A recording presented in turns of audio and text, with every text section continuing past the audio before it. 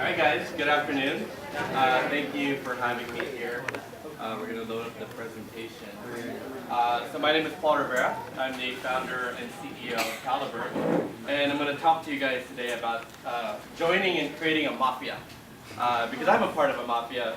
It's an entrepreneur mafia. And I'm going to tell you about the power of mafias and how it relates to you guys being entrepreneurs in an ASEAN region. So next slide. So I'm an entrepreneur. I like to start companies.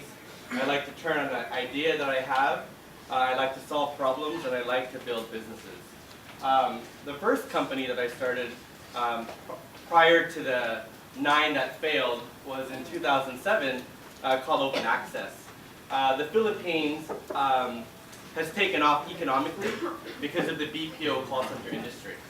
Of our GDP, about $270 billion a year. The number one component of that are OFW remittances. Number two is call center wages, right? About $20 billion a year.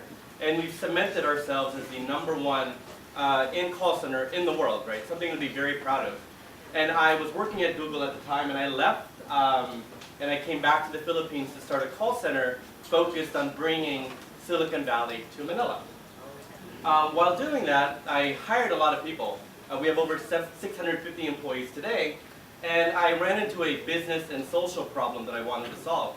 As an entrepreneur, it was very hard for me to find the people with the right skills at the volume and velocity that I wanted, right? So I could never grow as fast as I wanted. And on the other side was a social problem of young Filipinos who had gone to college, who have a diploma, but don't have any employable skills. Right, so they end up diploma educated but underemployed or unemployed or as an OFW. Right, so there was a disconnect, there was an inefficiency in the marketplace, and Caliber is trying to solve that. As a startup, As a startup, we raised $2 million as a Philippine company with no revenue, no product, just with a vision. Right, and I'm going to show you what that vision is. And we were the first startup to get into Y Combinator. If you guys use Dropbox or Airbnb, those two startups came out of that program as well. And what Y Combinator is, it's a startup school, right? It's startup school. And originally I was born in the Philippines. I'm from Cavite. I left here in 1988, like many Filipinos, to seek greener pastures abroad. But I'm happily back here, and I think this is home for a very long time. So, Caliber. Next slide. We're building the LinkedIn for skills. What does that mean?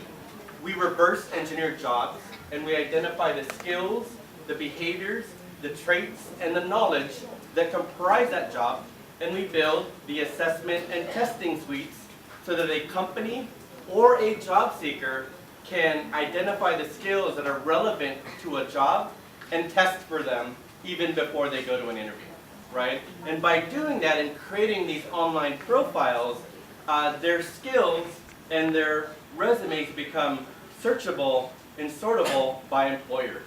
Today we're doing this in the Philippines, but when ASEAN integrates, we're going to build a talent network that allows people in ASEAN and companies in ASEAN to move freely and to be discovered freely by companies in the entire region. That's our ambition. We want to build the next LinkedIn, but it's a LinkedIn for the emerging markets. Next slide. So, I like to start companies, right? Many of my friends are entrepreneurs. My friend Vincent, who just came in from San Francisco, he's also an entrepreneur. And you guys probably recognize this thumb, right? Mark Zuckerberg was an entrepreneur. And it's kind of in vogue right now, especially in the Bay Area, where I spent 20 years of my life. It's in vogue to start companies. It's in vogue to be an entrepreneur. And when you look at yourselves as bloggers, you guys are actually all entrepreneurs, right? You're all content creators, and you're all publishers. And as you've seen very successfully, many people have been able to turn their words into viable businesses, right? So you guys are all entrepreneurs, and you guys are actually all starting something up. So what I want to cover in the rest of the deck is some very quick ideas and tips on how to actually build a startup and start a company that I learned from Y Combinator. So Y Combinator if you were to combine Harvard, MIT, Stanford into one school, that's what Y Combinator is. They let 1% of the people who apply get in. And it's a 3-month program in Mountain View in California, and they teach you how to build a fast-growing startup. There's 2 things that you should be doing when you are starting a company in its very early stages, right? It's called writing code and talking to users. In your sense, it would be writing words, right? Writing blogs, and then talking to your readers. And what you want to be able to do here is build something very quickly and show it to someone very quickly to understand whether or not that's a good or bad idea. You don't want to invest in something for the next 6 to 12 months and figure out nobody wants to buy your product. Nobody wants to use your website. So what you want to be able to do is have a very fast loop so that you can fail early, you can fail very fast, but you don't fail too often, right? That's a mantra of a startup. Next. So taking that mindset of if I have an idea and I build a minimum viable product, build something very quickly, and I begin to show people, my neighbors, my friends, my classmates, this thing, and I try to get feedback from them, you're actually kind of on your way to building a startup.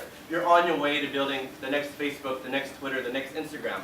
They all followed that same methodology, right? The first people that used Facebook were who? Mark's friends, right? And Mark's friends all said, we like this. Keep doing it. That's literally the genesis of a startup, especially a technology startup. And in Asean, right, you have these big like conglomerates that are very, very powerful. The thing that they don't understand is technology, right? You guys understand technology. You understand social media. They don't. And what that means is an SM can be defeated by a small group of people who understand e-commerce very, very well, right? And you guys are familiar with Lazada, right? Zalora, right? In 3 years, it went from nothing to a multi-billion-dollar company that MVP, PLDT now had to buy. I don't know if you guys saw that they invested $500 million into the Rocket Group so that they can have a position in the future of e-commerce in ASEAN, right? Lazada did not exist 3 years ago, right? Many of the disruptive companies and disruptive ideas don't exist today. They're actually probably in your heads. And what I want you guys to see is that Southeast Asia has a lot of greenfield opportunities, a lot of basic problems that need to be solved. And you don't necessarily have to be a super engineer or super innovative. You just have to execute very, very well, and you can build successful companies here. Next. And what do I mean by that? Right? You guys may be too young to remember Friendster. No? I was on Friendster in 2003. Right? They were the first social network, right? Are they still around? Right? So, I guess Friendster is a popular topic here.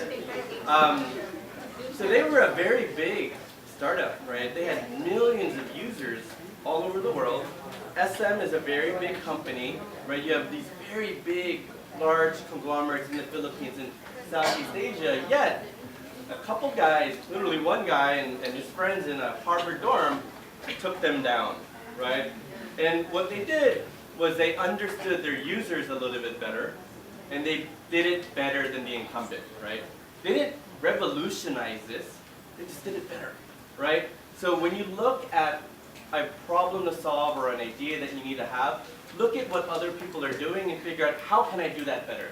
How can I create more value, more happiness from the customers that are being served by that company? Next. And then as you build these companies, right, you have to understand that failure is a part of entrepreneurship, right? Before OAM, which was my first successful startup, I had about 9 that failed, right? And you have to understand that failure is actually when you see that you're pushing yourself beyond a comfort zone, and failure is actually the biggest lesson in learning in life, right? And what I don't want you guys to do is to not fail.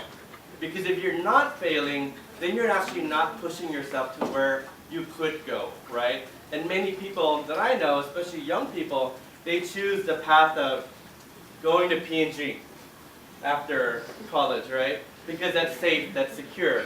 Whereas there may be a company or a startup like Caliber where we have not existed for 100 years, we're still losing money, but we have a big ambition and a big vision. And if you were to fail in that startup, it isn't actually the end of the world, right? So when you guys are doing a blog, when you're doing anything in life, know that many of the most successful people in the world have been very big failures as well. This is especially relevant to Asean, right? The conglomerates that you see here are family conglomerates, right? Almost there. One more slide. They're family conglomerates.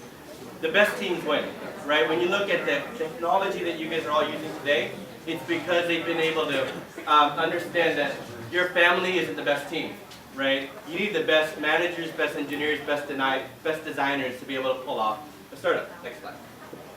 And once you begin to start doing that, your only focus should be this. Make your customers successful, make them profitable, make them happy. Many of the customers that are served today in the Philippines, their customers are not happy, but those customers don't have a choice because there isn't a lot of competition here, right? Make your customers happy.